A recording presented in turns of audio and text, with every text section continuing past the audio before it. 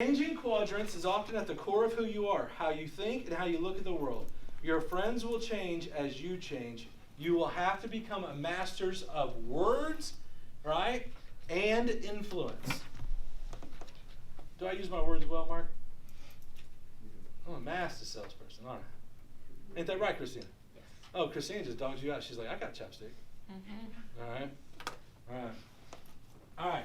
So let's talk about what's it take to go in this opportunity from here to here. One, master all the systems. You have to know all the systems. You have to follow all the systems, right? You have to have ownership of the systems. That means this.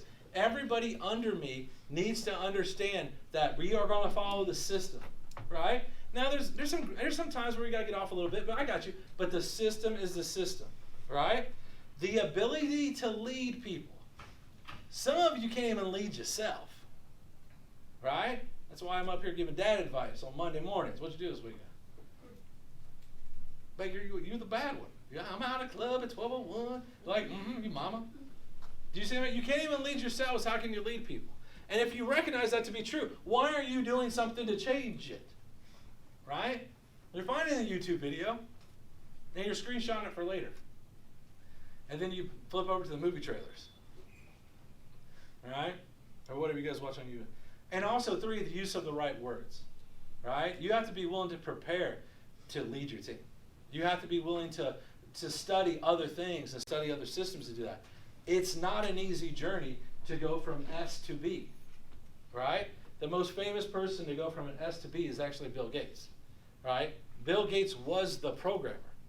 Right? Bill Gates created software, right? Bill Gates started a company called Microsoft.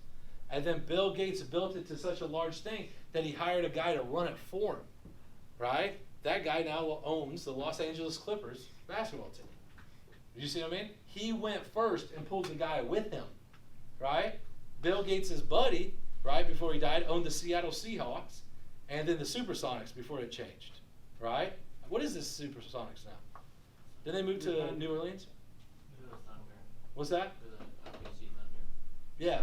Okay. Oklahoma. Yeah. Right. So that's what I'm saying. So you see how the leader went first, broke down all the barriers, right, and then pulled his 2 and 3s with him.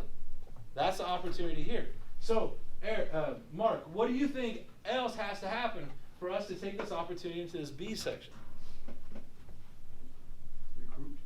Well, you got to recruit, because if you don't have the right people under you, it don't work. Right? If you got to babysit people, if you got to beg people to do what they need to do for themselves, right? It ain't going to work, because when you're not present, it collapses. Therefore, you're not a business owner, right? You are your business, right? So there's like a big question there. We might talk about it today at the management meeting. How long do we accept somebody who just won't do it for themselves? You know what I mean? Because sometimes you're like, man, I want to love them, right? If I can just get through their head, I know everything can change about their life. You know what I mean? It starts internally. You gotta know it for yourself. I am the type of person who doesn't like giving up on people, right? Baker Poe will tell you that, right? And I give, and I get, I don't know, taken advantage of. But still, my blessing happens when I give, not when I judge the giving. But I'm getting at the place, turn 41, where it's like, damn, I've given enough, right? It's not about me.